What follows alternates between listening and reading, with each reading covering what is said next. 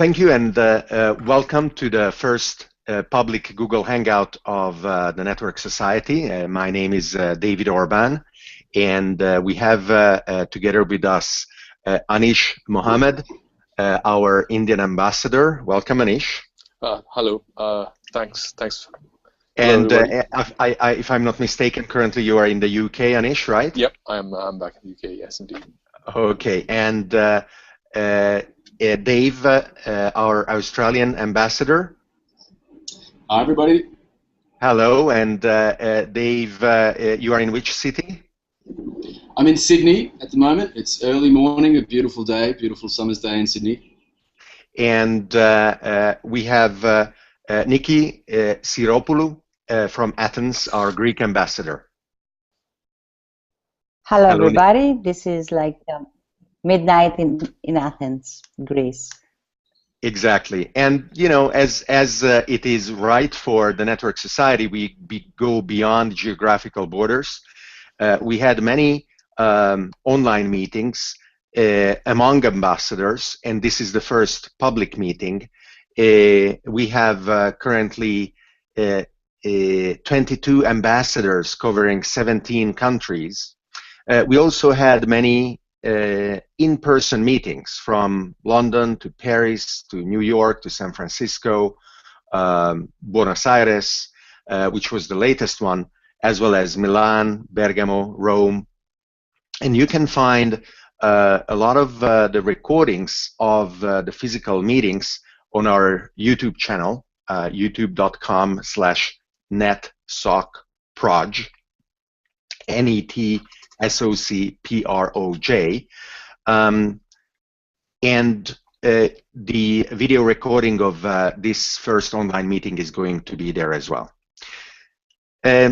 After this initial meeting, we will have additional ones. This is an introductory meeting that talks about network society concepts in general, and the successive ones will talk about specific applications, specific vertical areas of the network society and how it applies to industry, government, cities, nations, and the lives of individuals, how the issues and topics that we analyze and frame in innovative ways can positively impact the lives of people around the world. So today, after this brief introduction, I will describe the fundamental concepts of the network society for about 15 minutes. Then we will have a series of remarks, contributions, comments from our guests. And we also welcome your questions. The Q&A module is available for our viewers to send questions in real time. We can see them live on our own screens, and you can also vote on the questions that others write so that the best questions bubble up. And as we answer them in the recording, it is going to be possible after the fact to jump right to the point where a given question is answered. I also prepared some canned questions, so if everybody who is viewing is either shy or if actually it is the case that rather than live viewers, we will have more of a long tail of viewers after the fact, I hope that our canned questions are also going to be appropriate and entertaining. So let me go with that in the presentation that I was mentioning, and we will be then proceeding with our program.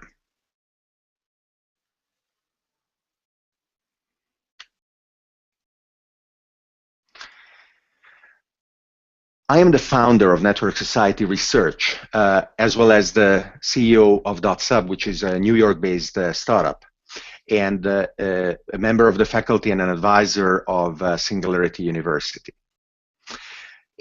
What Network Society Research is about, and our project is analyzing socio-economic evolution that starts from the basis of exponential change which is around us, and we understand very well through the evolution of our computers and all the technologies that allowed our dreams that we have been harboring since the birth of civilization to turn into the achievements of current global society, connected all around the world.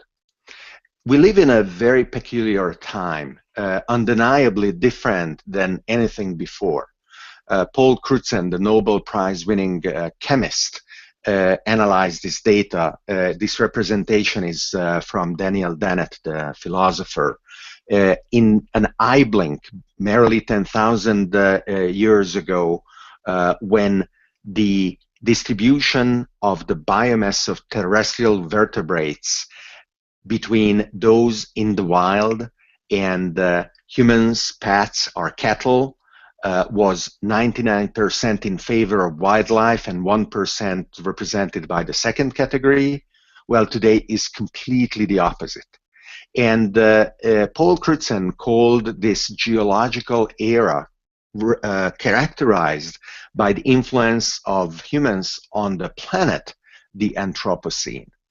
And we can clearly understand how unsustainable this is, and the only way to go forward, the only way to differentiate ourselves from the dinosaurs who didn't have telescopes, is to keep applying the tools of reason, science, and understanding of nature, the universe, and our own civilization, and the rules, the foundations, the principles that guide it,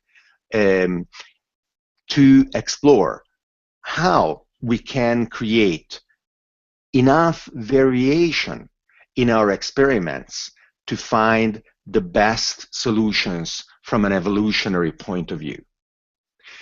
Our society needs and requires and deserves a resilient implementation that can adapt to the changes that are required, and that can be robust and resistant enough not to break under the necessarily forthcoming crises.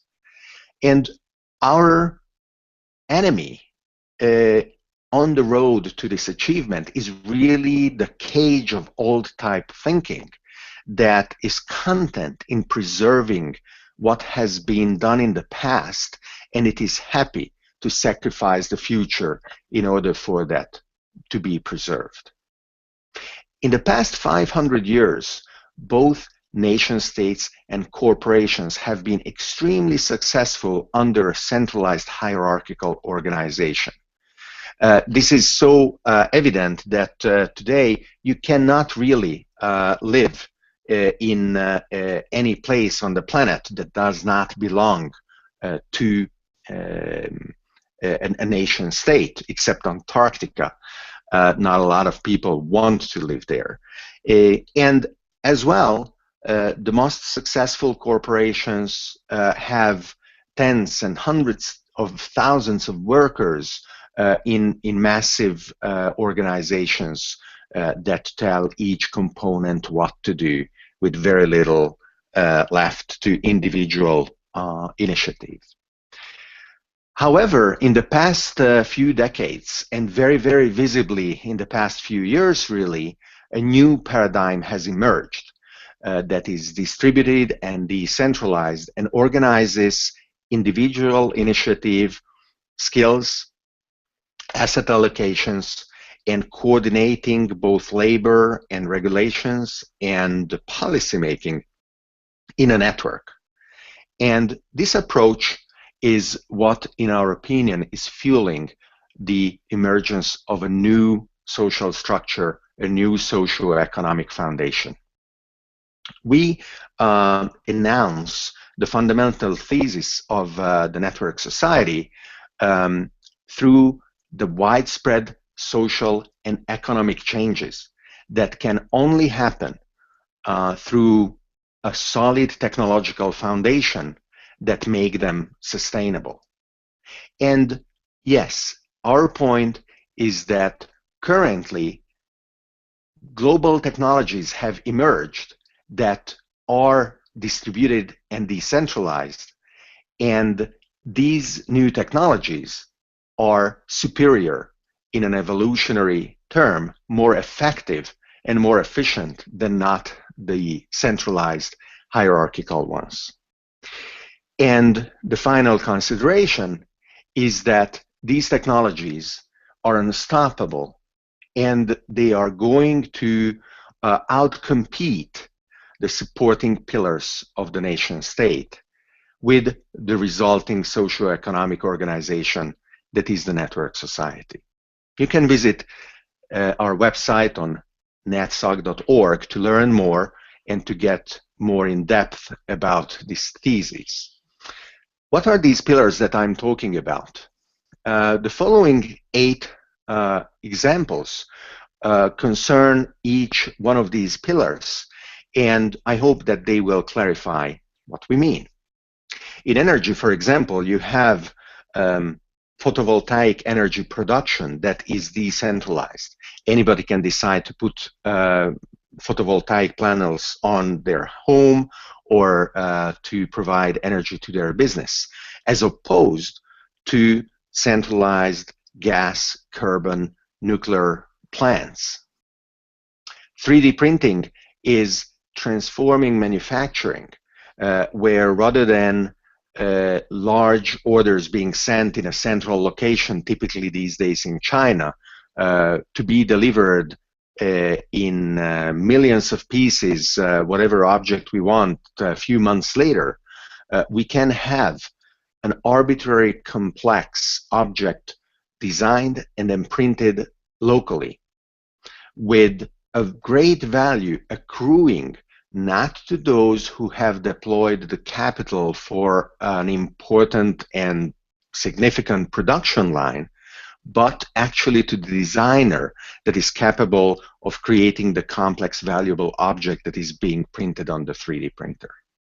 In food production, we have hydroponic systems, vertical farms, urban farming, even 3D printing of meat that are capable of providing a large variety of plants under controlled, optimal conditions with no use of pesticides, with great reduction in the use of energy, water, soil, and with the potential of transforming an industry, agriculture, that whose output was proportional to the square, to the area occupied, to an industry that grows in a volume, to the cube.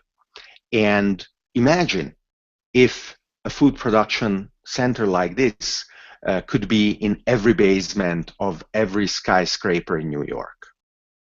Through the use of our smartphones and their sensors, the capability of managing our health is in the hands of everybody now.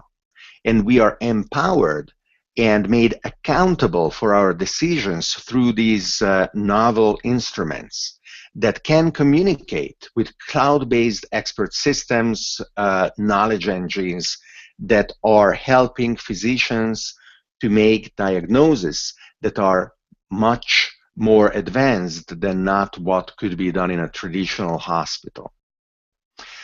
Learning in general is disrupting the traditional university system. We can get access to any piece of knowledge anytime, and we can prepare ourselves for a rapid shift in the requirements of the workplace and the job market by deploying these skills rather than staying in class for 4 or 5 years where somebody tells us what we have to learn semester after semester, with the typically false promise that after we get our degree, there will be a job ready waiting for us. Finance is also a technology, and the clear example of how finance is ready for disruption is represented by cryptocurrencies and Bitcoin, where in the remittance industry, in the banking industry, in all kinds of applications, tens of billions of dollars of profit are being made by moving numbers in computers and with the power of Bitcoin in the hands of individuals, these industries are now going to be revolutionized. When we talk about security, we always think about police. However, that comes after the fact. Today, through the power of networks, we are able of building strong trust platforms that are capable of maintaining and enhancing security in a virtuous circle that is undermining and disrupting the need for after-the-fact interventions that are often these days enhancing conflict rather than preventing harm. And of course, the most important and the most difficult of these pillars is governance and policy itself. What are the rules, and do the rules with which we organize our societies evolve fast enough to face the challenges that we need to face, and do we close the feedback loops that after a given type of regulation or legislation is passed measures its effectiveness and it gets amended or it gets renewed, how we deal with it. Each of these individually, these pillars that are listed can be seen, and they are often happily labeled as a fad, but altogether I think you will agree that they can be perceived as part of a deep and wide wave of change, pretty much unstoppable.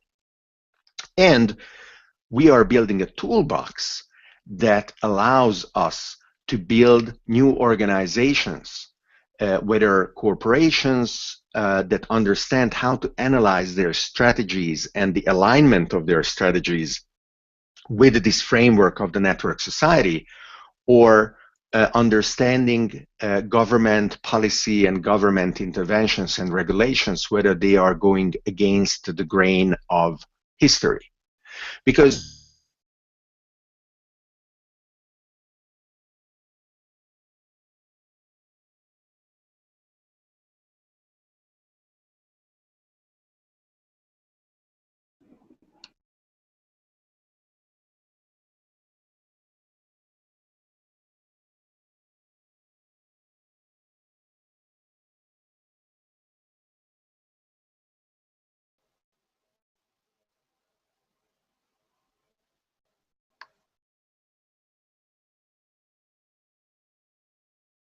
that we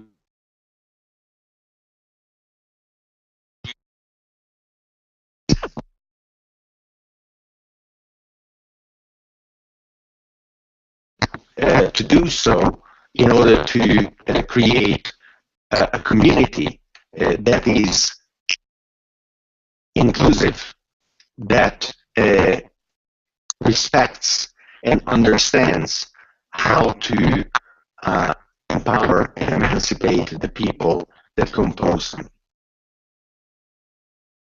We are, in this way, able to overcome the dichotomy between for-profit and non-profit entities. We are able to really build societies that are both economically sustainable, but also socially and environmentally so. And the fact that this is already happening is clearly understood through the fact that bureaucracies already show resistance, often on a precautionary principle protecting consumers to hide their state of panic.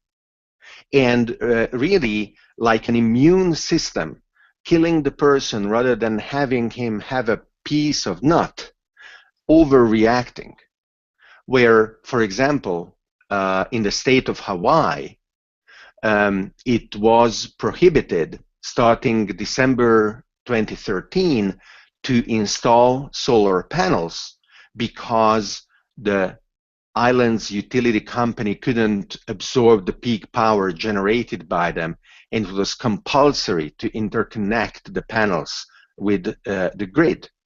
or the FDA stopping 23andMe from providing genetic testing to consumers because consumers are too stupid and 23andMe would mislead them, and this diagnostic power of genetic testing should only be made available through the priesthood of doctors rather than consumers having direct access to the sacred text of their DNA. Similarly, how Martin Luther's translation of the Bible hundreds of years ago created war and conflict because the priesthood needed to interpret it for everybody. The regulator of the state of New York for financial services is now proposing draft legislation that imposes on Bitcoin startups a higher cost of compliance than not those suffered by banks, in a clear show of wanting to stop the experimentation going with Bitcoin for the fear of what would happen and what is going to happen. However, if these changes are really unstoppable, then the question is not how we can stop them, because we cannot. We have to understand that panic is not the right reaction. We have to embrace what is called the proactionary principle that analyzes what are the benefits spreading out through the entire arch of future generations, and summed up, since technology has proven to be a positive sum game for our past 10,000 years. We are now more than 7 billion people on this planet, rather than a fraction of that, a thousandth of that, as it used to be the case. We have to understand the benefit that these changes are going to create for generations to come. And then the question really is who, like those who are now involved and active in the network society, can take part, and will you take part in this unstoppable change and project to analyze our society? So this was my introduction, and I welcome you to follow our website as well as enter in our Facebook group to be part of the conversation. Follow us on Twitter and all the other social media channels. And with this, I would like to finish my introduction, as well as invite our co-conversationalists to start their own contributions to this evening. So, Anish, would you like to start? You represent Network Society in a wonderful and incredible subcontinent, a nation, the largest democracy on the planet, India, 1.2 billion people. What are some of the remarks that you would like to share with us tonight?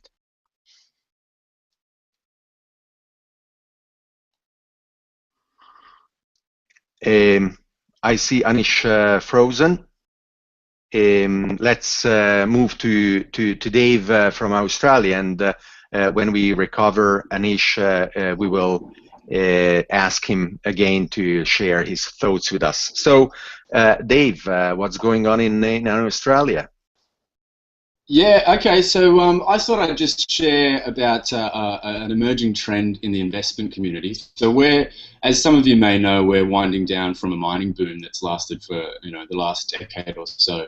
And the community's, I guess, panicking a little bit and trying to work out how to respond, what the best way to respond is. And the trend that's emerging is there's a lot of investment money moving across to agriculture, to centralized agriculture. And the buzz phrase that's getting around is that Australia is going to be the food bowl of Asia. And that's a fact. The next thing I'm going to say is an opinion, which is that I'm concerned that that agriculture is very exposed to disruption due to the forces that you've just described, David. And a good example of this is vertical farming. And there's a lot of discussion around the world about the food crisis, and it's particularly pertinent in areas like China and India.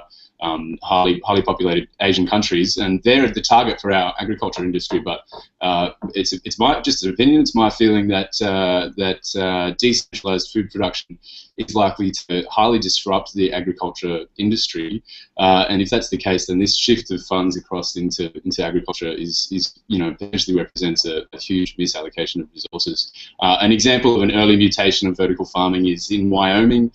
Very recently, a vacant plot has been indicated for a vertical farm, which, for those of you who don't know, is a hydroponic farming system that increases square meterage by building vertically rather than obviously a two-dimensional surface area that is the traditional farming technique. So yeah, that was my first thought. The other thing that I was going to introduce just very briefly is something that's that inspires optimism, which is that we very quickly we recently launched the first wave energy plant off the coast of WA. It's called the Carnegie Wave Energy Plant, and represents a really exciting development in renewable energy in Australia. It's not decentralized, but it's maybe a step in the right direction. So there's a couple of things that are happening in Australia. Thank you, Dave. Very, very interesting. I am looking at, in the meantime, the questions coming in from our live audience, and it looks like I won't need my canned questions because there are several. The most worrisome question that has 4 votes says, what happened to the sound? So whoever asked that question, I would like to answer, nothing happened to the sound. At least we can hear each other pretty well. And we did lose you briefly, David. We did lose you during the presentation for about 20 seconds. Oh, okay, okay. Well, I'm glad to hear that it was only momentarily, and I hope it won't happen again. So I am now considering this question closed. Let's move on to Nikki and hear from her, and then we will check with Anish again, who is moving, so he's back. So hello everybody, my greetings from Athens, Greece. As you may have recently seen in the news, Greece is going through an unprecedented crisis, and the key question, the key actually issue that we are facing is unemployment rate. We have the highest unemployment rate, I think, in Europe, and maybe one of the top worldwide. It's about 30%, and in the 16 to 19 years old, actually the youth unemployment, 16 to 23 years old, we are almost in the area of 50%. So the trend now, or the quest now, and the need for the Greek society is to understand the new coordinates of employment and how a network society can provide the skills and capabilities from being interconnected and actually sell agricultural products all over the world through the internet, or selling their tourist services, and even more using 3D and laser cut and nukes and the new educational system, understanding and overcoming the issues of unemployment. And actually this is a way, the network society, of moving forward and changing or responding to the ever-changing landscape of employment. And this is what youth in Greece are trying to move forward, and the Maker Society will help them acquire new skills. Thank you, Nikki. That is very interesting and very, very important. Very important, of course. I have a heavy echo. Maybe you can try to mute again. Thank you. And Anish, back to you. You were frozen for a few minutes, so we skipped over you. And I don't know whether you heard when I was saying India, it is an amazing country. I will be actually traveling to India in a week, and it will be my first time. I will be in New Delhi in Goa and then in Bangalore, and we will have a couple of Network Society meetings in New Delhi and Bangalore as well. And I'm really looking forward to it. What are your remarks? How do you think these topics resonate with what is going on in India? Are there any examples that you can bring to us? 1 second, I will want to check your audio.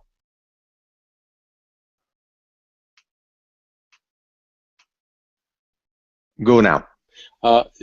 David, thanks very much for the kind introduction and kind words about India. There are lots of things happening in India soon after the new change in the government. One of the things that people who have been observing India might have noticed is the fact that there's been this proposal for 100 smart cities. I know having smart cities is not going to change the society as such, but it's a first step. In a country where 30% of the population is below the poverty line, being able to have the transparency to see what's going on. So when it means smart cities implies a whole bunch of things. One of the things that's key for a large amount of things that's been described in this conversation is a free flow of information. That's open data and use of big data and things of that sort. Census, analyzing traffic, analyzing, public spend. All those things will come out as part of the Smart City initiative. So there are like at least 4 collaborators that has been signed up the MOUs. Of course, when Obama came to India, he signed an MOU. So have senior members of governments from Singapore and Japan, who else was there, and Malaysia. So there's a significant surge that's happening, and I believe in the next couple of years we can actually see a significant surge of smart cities evolving in India, especially in Andhra Pradesh, Delhi, and in Rajasthan. That's probably what I would say. And I'll probably talk a bit about the healthcare and telemedicine later. Very good. Thank you. And that is absolutely interesting. Open data promise incredible levels of efficiency being introduced as transparency is imposed on systems that otherwise can hide levels of inefficiency or even corruption. And that is an issue in many, many countries.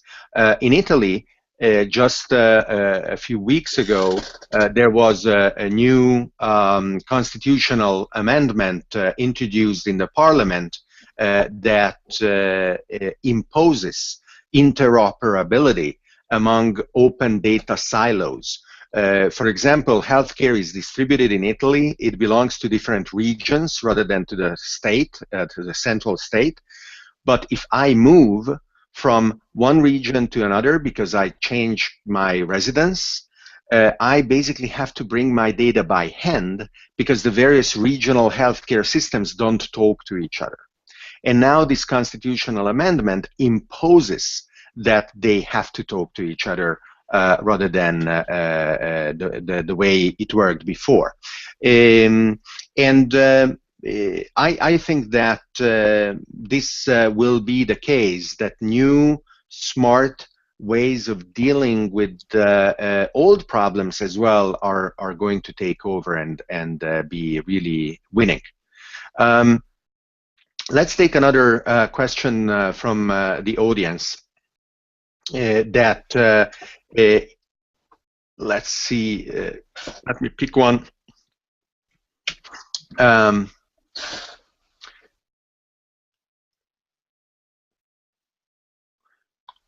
So let me read this question. Does the transition to the distributed technologies that support the network society threaten the existing corporation model? What direction should corporations evolve to ride the wave rather than be swallowed by it? And I personally think that today exponential technologies are empowering extremely lean and smart corporations to really outcompete old behemoths. The best example is how Kodak, a 100-year-old company that was eponymous with photography, was not only unable to recognize the power of digital photography, but even with digital photography being invented within Kodak, they refused to have anything to do with it until it was too late, until they went bankrupt. From 100,000 workers and more, they could not resist. And today we have phenomena like Instagram, a few dozen people creating in a few years, in literally a handful of years, a corporation that is acquired for billions of dollars by Facebook. And Facebook itself, in my opinion, is running the risk of being disrupted by decentralized social networks that overcome some of the perils of centralizing the vulnerability of data that reside in a single point of failure. Not as much in terms of whether Facebook is up or down. Actually, they are pretty good and keeping up their machines humming, so much that together with Google, you go and check whether your internet connection works just through Facebook and Google. But the issues of privacy, ownership of data, and the empowerment of the individual rather than of the corporation are going to push decentralized and distributed social networks.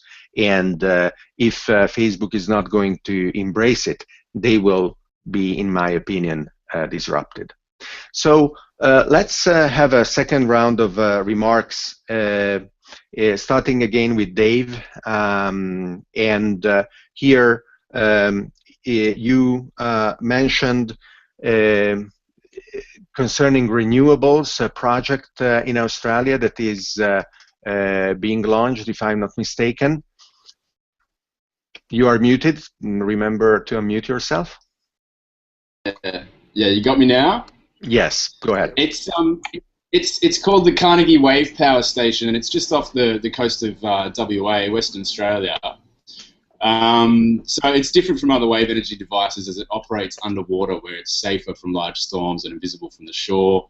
So the round submerged buoys are tethered to seabed pump units, which are installed at a depth between 25 and 50 meters. Waves crashing into the buoys drive the pumps, which push pressurized seawater through a pipeline beneath the ocean floor to an onshore hydroelectric power station. And that's where the high pressure water drives the turbine and generates electricity. So I think it's fantastic. It's actually been relatively cheap, considering it was the initial round of investment was like 130 million, and each unit produced 240 kilowatts. The average household consumes about 5 to 15 per day, so it's, you know, each unit can power between 20 and 50 houses per day. So it's not highly efficient, but I think it just represents a shift in the will of decision makers to embrace renewable technology. Having said that, that's a project that's been tested for the last 10 years. So it's a project that's moved between quite polarized governments, and, you know, at this point in time we actually have a government temporarily, you know, as it always is, and in this case I think it'll be particularly temporary. It's quite hostile to you know, renewable energy, and for example, just to demonstrate hostility, one of the first things that the government did was remove the portfolio for science, which was created in the 1930s, and that was the first government to do so, you know, in 70 or 80 years. So they're quite hostile to the science of climate change and renewable solutions. But I think the voters don't really have patience for that, because the community most definitely ready for renewable solutions. So yeah, look, I think the Wave Power Station represents an inspiring and exciting shift towards renewable energy, albeit, you know, not really a large-scale solution. Thank you. It's just an early mutation. Yeah. I think that it is important to note that a lot of technologies that are apparently slow in growing are still exponential. Solar energy, for example, or even more interestingly, battery technology is getting better slowly, but it keeps getting better in a cumulative manner. And it is still going to break through a certain threshold beyond which it becomes viable, becomes economically winning. And once they do, whether solar or wave and batteries, very importantly, that are needed to smooth out the peak generation capabilities of these are going to be adopted. And there are some people who interpret the recent movements in oil prices as the recognition by the producers, especially Saudi Arabia, that they are not going to be able to produce at the prices that they want in the far future. So even if they are dumping the prices down, they are better off keeping the rewards, reaping the rewards today. Let's hear from Nikki.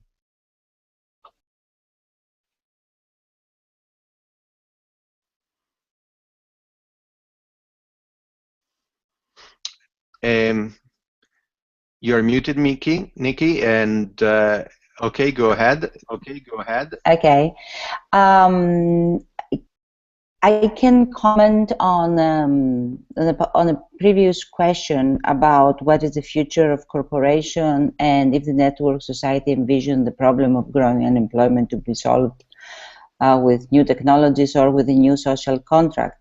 I would say that corporations need to cope with change, and as billions of years ago that an asteroid hit Earth, and then the prevailing species, then the dinosaurs, couldn't adapt with change and they perished, and then mammals took it over. I think this is the new asteroid hitting Earth, planet Earth now, is the accelerated pace of technology. So the companies, they need to adapt. I think it's great the example you mentioned before with Kodak vis-a-vis Instagram that was bought for $1 billion with only 13 employees versus the 140,000 employees Kodak had. So companies will need to develop new ways of accelerating change and actually cross-fertilizing the way of understanding exponential technologies. And the same is for individuals. The individuals need to understand how to acquire new skills and form efficient, flexible, and small companies like Instagram and get all the way to abundance. Now, in terms of the new contract, eventually when changes like this happen, we have to develop new ways of understanding, realizing, and distributing abundance that technology creates. Thus far, we don't know how, and we are trying to figure it out with this kind of discussions and hangouts. Thank you very much. And basically, this was the question that David Wood was asking in our audience. Does the network society envision the problem of growing unemployment will be solved by new technology areas, 3D printing, MOOCs, etc., or instead by a new social contract where the fruits of technological abundance are redistributed more fully, even to the non-workers? And to add to the remarks that you made, Nikki, I think very appropriately, the issue of inequality that is now being discussed in so many societies is not a question of absolute equality. It is not that people do not want the rich to be rich. It's that the poor don't want to be poor. The problem is that in current societies, many perceive that the opportunity to earn a decent living is being blocked. I think that there will be a lot of people who take in their hands their own destiny through the technological means that we are talking about. And a lot of these people will succeed in designing their lives, in redesigning their environment, their family, their cities, and the very definition of how they work and what they do, what drives them through their passion. There will be also those who are not going to be able to cope with the rate of change, and they will throw in the towel. It might even be possible that there is a limit of adaptability for each of us, and that sooner or later each of us will throw in the towel. And then I think the question is society ready to reject millions of people as worthless and useless because they threw in the towel? And I think that a society that is inclusive and tolerant and understanding of the needs of its own components cannot afford to do so. And that is why, and we will talk about this more at length in one of the forthcoming meetings too, of course, that is why schemes like universal basic income appear to be kind of unavoidable for many. Let's hear from Anish. What would you like to add, or what other remark would you like to make regarding not only energy or manufacturing that we mentioned, but health and learning and other areas? Thanks, David. So the thing I was about to talk was about healthcare. So it just happens that 3 weeks ago I was traveling to India with a bunch of physicians, one of them from Mount Sinai. So they actually had introduced telemedicine to India. India has a very, very, very interesting situation. We have a very large population, as you might have rightly pointed out. You know, the amount of effort that you need to train somebody to be a doctor or a cardiologist or something of that sort is very high. If you have a population of 1.2 billion and you want to have a fraction of population that can take care of it, you need a large amount of resources to be spent on it to be trained. And again, in India, there's this problem of brain drain, where a whole bunch of doctors are trained and they leave the country. So this actually, makes the situation really hard. So there was a solution that the team from Mount Sinai tried to use, which was essentially setting up camps in remote places, and they used telemedicine. So they would take echocardiographs of patients in remote cities, not remote cities, remote towns essentially, with very limited bandwidth, and they used their colleagues in the US, in New York, to actually do the diagnostics. So it's like it was one of the biggest telemedicine, according to Guinness Book of Records. Apparently, this is the biggest camps ever done where they actually did telemedicine in that sense. And I was really, really happy to meet those guys and see the initiative. I'm hoping we could actually come up with ideas like that, where we could actually do this force multiplier effect, where we have some resources geographically distributed but connected through internet, and provide healthcare to areas of the world where they don't have access to all the kind of either the expertise or the technology nor the money. Wonderful, and I can add to that. I wasn't aware of this project you were following. Another one that I'm involved with in India regarding health is called Health Phone.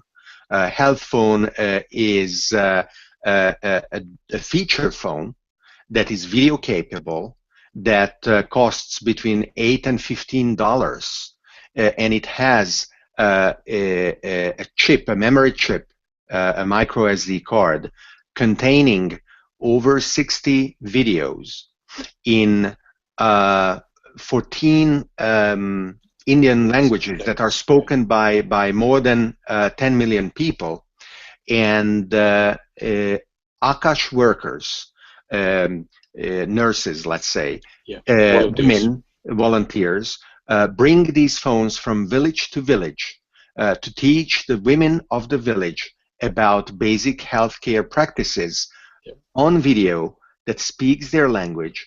And these are, basic things: how to breastfeed, how to wash your hands and why, how to rehydrate a child, which is the first cause of death for children below 5 years of age.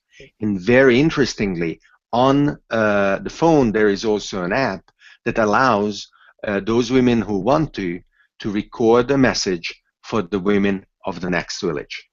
And this is a beautiful non-profit initiative, entirely designed and pushed with his force of will by a person called Nand Wadhwani, and I am thrilled and really honored to be involved in the project as well. I will be meeting Nand in Goa in 2 weeks, and I will report back on the project and what it is doing.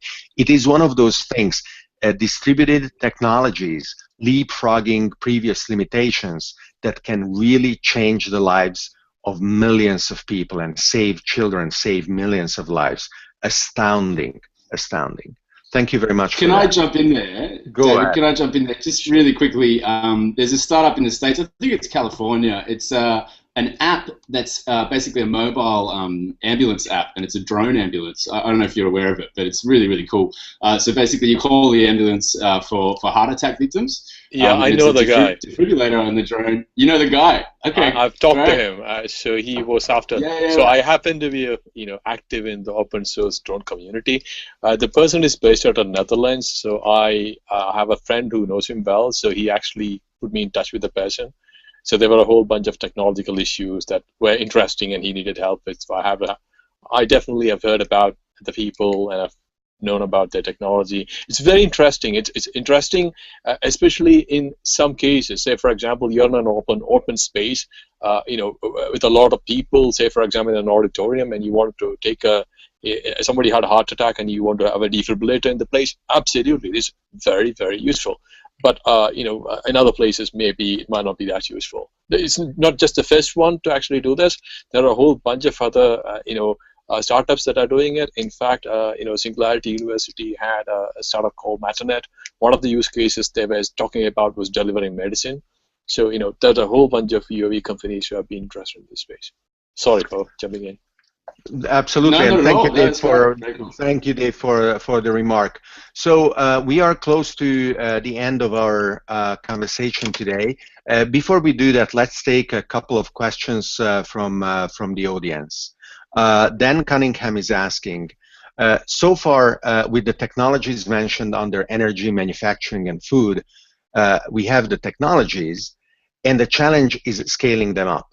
In general, what can help us accelerate that scaling up? So I think that we can count on the infrastructure of centralized technologies actually helping in this scaling up. In energy, for example, the fact that we do have the grid and we can connect solar panels to the grid is an advantage in many places, undeniably so. The new technologies don't have to necessarily start from scratch. It's not that we are bootstrapping a Mars colony here. We can count, and we should count on the existing layers helping the new, and as the new strengthens, it can replace the old in certain parts. And of course, then there are those places where the old infrastructure is just plain not even available. In many places in Africa, charging a little battery with a solar panel so that when it's dark and people can still read and learn and use their phones, etc., is the only solution if the grid is not there, or if the only available source of electricity is extremely expensive and inefficient and dirty and dangerous diesel generators. I don't know if Dave or Nikki, you have to add anything concerning this topic of scaling up new technologies as they get adopted widely. The only point I would make is that it's go for it, Nikki. Go for it, Nikki. Go ahead Okay. for it, Nikki. Okay. If I may add is, if we see demographics in the next decades to come, we will have another 3 billion people joining the global conversation. They will have smartphones. They will be connected in the internet. And this brain power of 3 billion, young people that can have education and they can contribute to accelerate technology. So it's not only technology, but it's also the human factor and the new brain power that will be networked and interconnected. That will help accelerate. Thank you, Nikki. And very rapidly, Dave. Yeah, look, I think educating the investment community. I mean, I don't know how we would go about it, but you know, at least in Australia, this huge investment into centralized agriculture. It's infrastructure that might offer return on investment in the next 5 to 10 years, but in the long term, it's not a growth sector. Whereas vertical farming and decentralized food is, and so I don't know how you would manage, you know, educating the investment community. But if we can demonstrate that they're actually high growth industries, you know, and they would be looking at, you know, thousands of % return on investment. Anyway, that's how I feel about it. Yes, and we will talk about this in other meetings as well. Let's take the last question from maybe we can handle two. We were very quick with this one, so I wouldn't mind answering both David Wood and Bryce Lynch. Let's start with David, who received the most votes. And his question is, if nation states are going to decline in influence, as stated in the opening remarks, what kind of entity will be replacing them? Multinational corporations, NGOs, city-states, online distributed communities. So the decline of the nation state is already visible in many ways, I think. In the European Union, for example, many decisions are taken at the EU level, and the nation states, member states, are simply required to ratify these decisions without any power of modifying them, at least not substantively. So I think that this decline is already visible.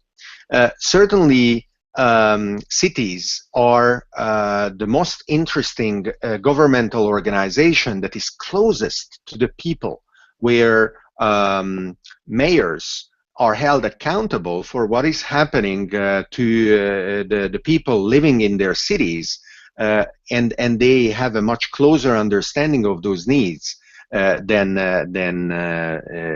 national politicians, national governments, and heads of state.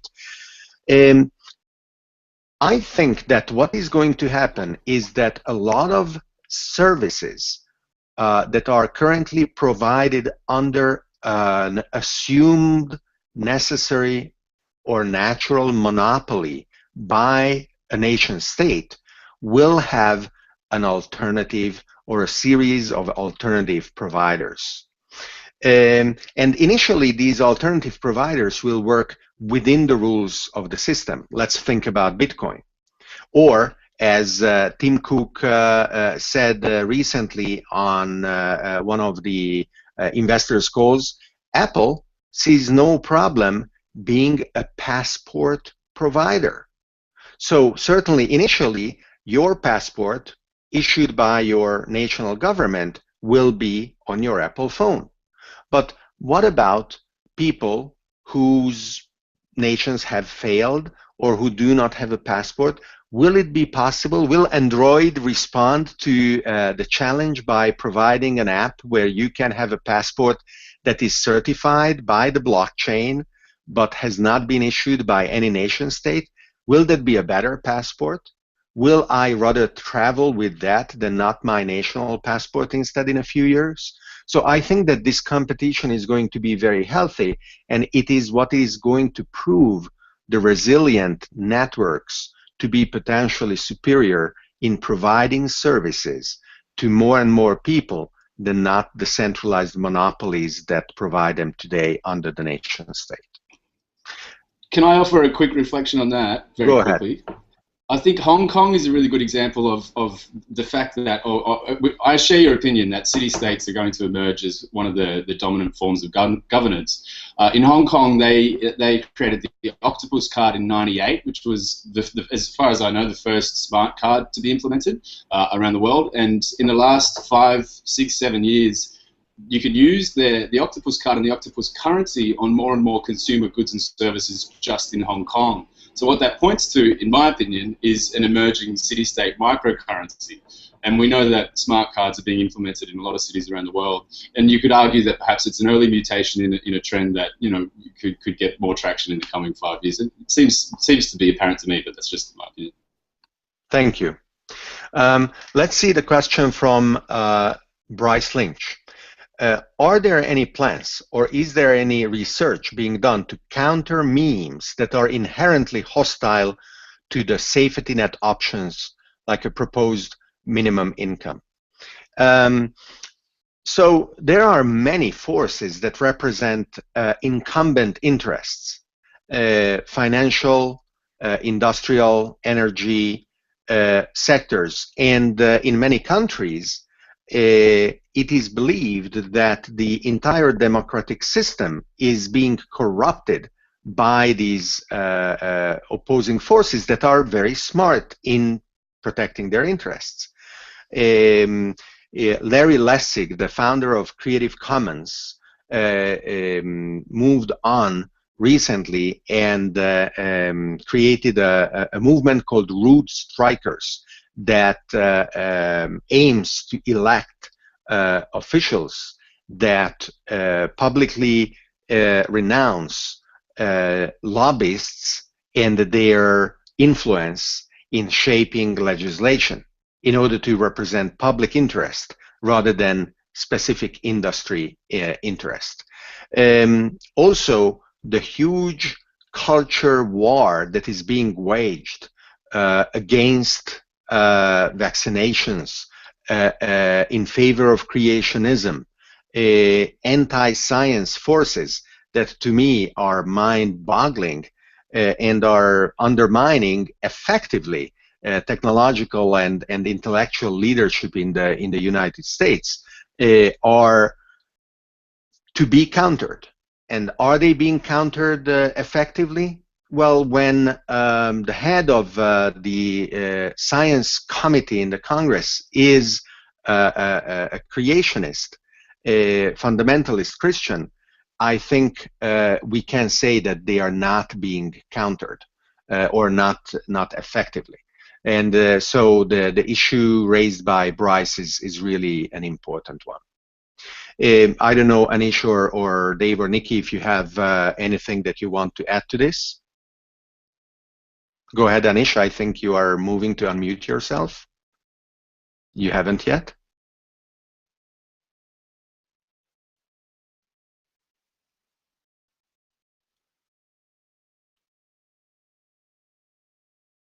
Okay, let me see if I can.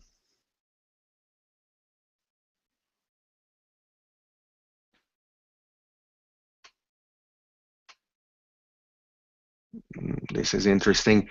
You are frozen in a muted state.